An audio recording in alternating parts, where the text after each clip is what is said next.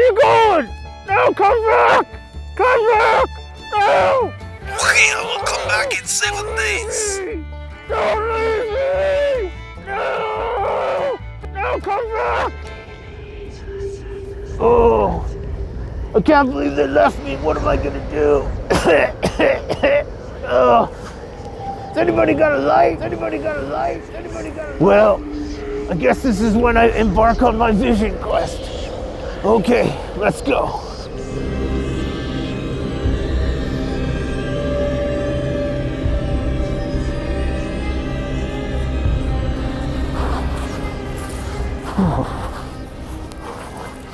Whoa! Is that a sign, man? Sanctuary for Al. Who's Al, man? I wonder if Al's got a light. Let's go find out. Al! Hey, Al! Where is this guy, man? Whoa. That's the biggest grow tent I ever seen, man. Bet you there's a lot of goodies in there.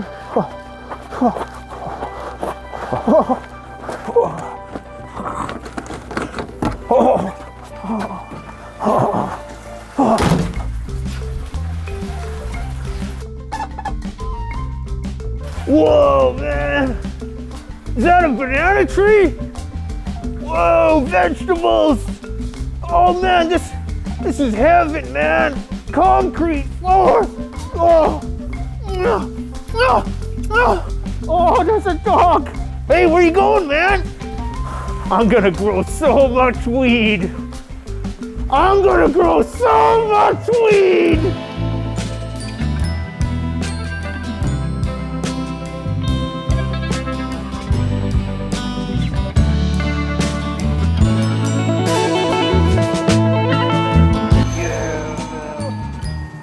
A passive solar greenhouse isn't just for growing vegetables. It's a post-apocalyptic vegan beacon. Let's get some fresh meat. I told you, Canadian prepper, nothing bad is ever gonna happen, idiot! Oh no, this sucks. Has anybody got a light?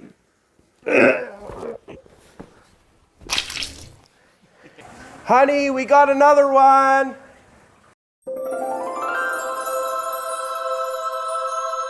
Whoa, where am I, man? You're in heaven, my son. Whoa, who said that? Is that you, God? Yep. Hey, you have like unlimited superpowers and stuff, right? You betcha. Hey, man, you got a light? I'm sorry, Norman, but heaven is non-smoking only. No!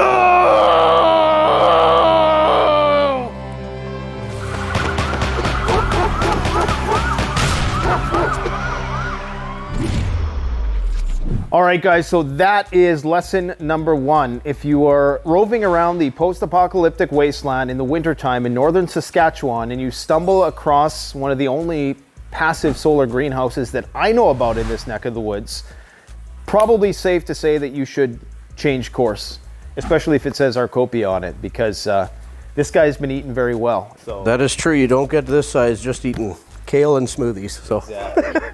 yeah, and that's another thing we got to mention first, Arcopia freeze-dried smoothies. People don't realize how great your product actually is. And I don't want this to be like infomercially, but man, like that's a one-of-a-kind product. There are 2 things you got to think about if you're planning on laying anchor for a homestead. One of those things is population density, and the other is resource availability. The ideal situation is low population density, high resource availability. So up here where we live in Saskatchewan, there's very low population density. Unfortunately, that's due to the fact that there's low resource availability. And a part of that low resource availability is the fact that it's really frickin' cold for half the year and you can't survive without natural gas. You have to find a way to maximize resource availability. And so the place we're gonna go see today does that very thing. This guy has a passive solar greenhouse, which allows him to simulate a tropical environment 365 days a year, smack dab in the middle of the boreal grassland transition zone up here in northern Saskatchewan. All right, so today we have a very special guest, someone to liven up the scene a little bit. You guys are tired of seeing our ugly mugs, so we decided to bring over Dean's better half. This is Jessica. She's our resident green thumb here. So maybe you guys can tell us a little bit about what we got going on here in Saskatchewan, where right now, usually the average temperature is -10 or so. It's gonna go down to like -40 soon. And this place is gonna stay warm all year round with no energy inputs, ideally.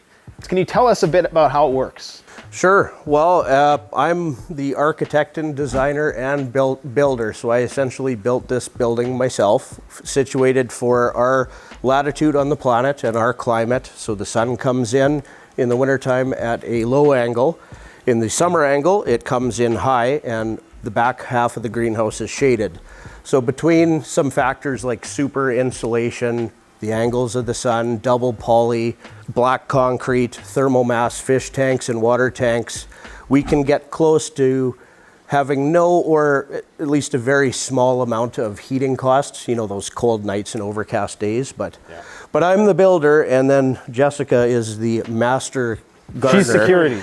Well, yeah, security and gardening, that's her department. Saskatchewan is great because there's low population density. There's a lot of space, but it gets really cold, and the ability to grow, you know, citrus that you got growing here, you got bananas in here, you got, you know, berries, things that normally we wouldn't be able to grow unless we build some kind of contraption like this that can utilize the sun's energy, which is what you've done. It's a harsh place, but specifically where we are in Saskatchewan, we do have a lot of natural sunlight days, and we are going to utilize that sun to its full potential. So, you know, once you put in all the work and you put in that front end investment, then you have a place that, for the most part, you know, you're going to be able to get away with maybe a few days a year firing up the wood stove to kind of supplement. Yep, exactly. In the evenings or those heavy overcast days or a snowstorm. And I am not completely finished yet. In the concrete is hydronic heat lines, and that I'm going to be integrating with some solar evacuated tube heating systems. For laymen, that's in-floor heat? That is in-floor heat in concrete, which is thermal mass, plus the water in those pipes is thermal mass.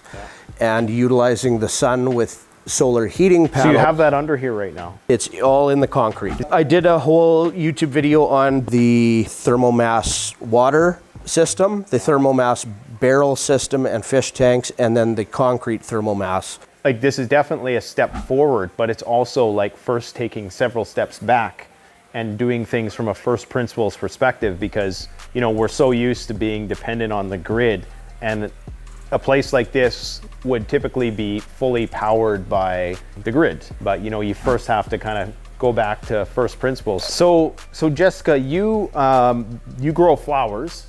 Yeah. So you have a business where you grow flowers in here, but you also grow a lot of vegetables. Yeah. So that's why Dean built this. So he wants me to grow vegetables, but I like to grow flowers. you rather grow flowers. Do you have any advice for people who are just getting into gardening?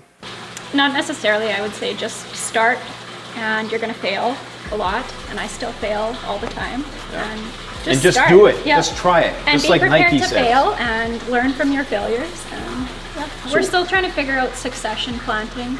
What's that?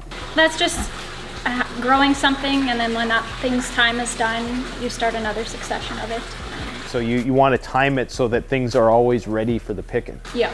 Okay, so for that, I guess you need an ample amount of space to kind of maneuver. You know? The space, like where we live, warm space where you can do things that other people can do just outside, is at a high premium. So to have the space for me to experiment, so I got part of it's in-ground, part of it's concrete, part of it's racking, part of it's fish tanks, a little bit of aqua and hydroponics, and we're going to see just kind of what works. And a lot of it is timing. Yeah. But redundancy as well, different systems, you know, if one fails, then you got backup plans. And I did a rainwater collection, and it's kind of like somebody living in a temperate part of the world would have a water tower. So I did that inside because we can't do it outside. And then through gravity, I can fill up fish tanks with fresh water while using the fish fertilized water, gravity feed to feed all my plants. So all of a sudden I don't have to buy fertilizer. The water's also free. And with no electricity, I still have enough water pressure that I can water everything and fertilize everything. All right, guys, so the last time I came here, these leaves were definitely not this big. So we're gonna take a walk around with an expert, and she's gonna tell us all the stuff you got growing here. So I'm gonna ask you a lot of really stupid questions, and I know Soulless is gonna love this. What kind of plant is that? Eucalyptus. Eucalyptus. So what can you use that for besides cough medicine? Well, I use it for flowers, for bouquets. Okay. Yeah. And there's obviously some medicinal properties to it as well. Yep. I'm sure you could infuse it in oil and make salves and lotions and stuff out of it, but I just use it for flowers. So. Cool. This is our little herb patch, or one of them. We've got a few different things in there. Nice. This is parsley that has been going for 2 years now, I think. Wow. 2 years about. That stuff grows like wild. It's crazy, yeah. This is another eucalyptus, lemon eucalyptus. Give that a smell. I'm used to, anytime I used to do this in plants with back in the day, I smelled something different. Oh yeah, wow, that's pretty, it's got like a citrusy kind of smell to it, eh? Yeah, it's nice. We've got strawberries. We haven't had much luck with getting actual strawberries off those plants. I have to look at some better varieties. How do you pollinate this stuff in here? We've got little wasps in here, but I also will hand pollinate things with a Q-tip. Okay. Or you can use a paint. That's one of the things that I thought was the biggest pain in the ass, was having to go and paint every little individual thing. I like it. Do you like it? Yeah. Okay, well, It's guess kind of this fun. is why we're different. The kids can do it too, so. These are just herbs. This is borage. I just had it in here for pollinators in the spring and summer, and I've just let it keep going. Beets. Beets. Yeah, we've got some little beets going Those are here. very dense. Oh yeah. Yeah. We've got some eggplant here too. I think these are just about done too. They've got flowers, so we'll see Like some baba ganoush. what happens. And you got some nice peppers coming in there, I see. Yeah, those ones were affected by the whitefly that we had in here. Okay. Are you bringing in any bugs to predate on these? Yeah, we got some 2 types of wasps shipped in. We also sprayed with insecticidal soap, and that made a huge difference. And then we also have yellow sticky traps around, and that helps catch them. I see you got a watermelon coming in down there as well. Yeah, I don't even know where that came from. That just popped out of nowhere. I'm gonna be pulling out a whole bunch of stuff over the next week or 2 and replanting everything. We've got a little citrus plant here. I don't remember what that one is, what type of citrus it is. That's a fig. We've had figs like several times off of this plant, and they're really good. It's looking very healthy. It is, liking yeah. it in here. I think it likes the humidity. Yeah. And then, yeah, that's our big banana. This is the big giant, but now this has been like, this is twice the size as it was when we first came. It's got like a 12-inch stalk right now, and you've had several different offshoots. Yeah, Dean's been digging Clones. them out pretty consistently. And it's loving this place. It is, yeah. I can't wait till it actually, you know, pumps out some bananas. I know, That's that's going to be what- something to see. Yeah, that's what we're waiting for. So this is patchouli. Patchouli. Oh, if you've ever heard of patchouli. Patchouli oil. Communist alert. I'll grab a leaf for you. Just, Let's see. that one doesn't smell very much for some reason. You know, Norman is going to love this. Too bad you guys killed him. Some of the stuff I start from seed, but stuff like this, I got little plugs shipped in. Can I pick some celery? Is there any Yeah, go worth for it. picking? Taste the goods. Delicious. I'm sure if we came here a couple months ago, you'd have a lot more stuff in here. Yeah, we did. Yeah, we pulled a bunch of things to start new successions, and then we also pulled a bunch of things because of the bugs. And you got some, what is this, rhubarb or something? Or what is this? Swiss chard. Swiss chard, okay. Yep. And then we've got more peppers here. All of this is going to be pulled in the next week or 2 because it's done. Can I eat any of these, or are these? Oh yeah, you could probably eat one of these. Anytime I can bust out the knife on camera. I love peppers. Peppers are so expensive nowadays. They are. It's They're like crazy. a luxury item. Only the rich can Yep. eat fresh peppers now. So these are our Nice little and sweet. yellow sticky traps, and this is how we monitor for whitefly. More eucalyptus, I'm gonna pull those because we don't really need them there. I thought These it are was a actually good kinda idea hot. at the time. Some of those might be salsa peppers. Yeah. Well, now she. Now she tells me. I didn't label them. That's like eating a freaking jalapeno. I gotta finish it though. Gotta be a man. This kale looks pretty good. Yep, Mind if I grab a little? go for it. All right. Kale's pretty good.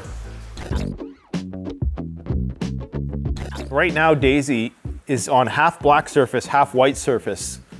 What significance does these colors have here? In the heat of the summer, no direct sunlight touches the black concrete. So the summer solstice is about where Nate is. So right at this line, that's where the sun stops in summer. In the summer. So back here, it's actually cooler in the greenhouse than it is on a hot summer day.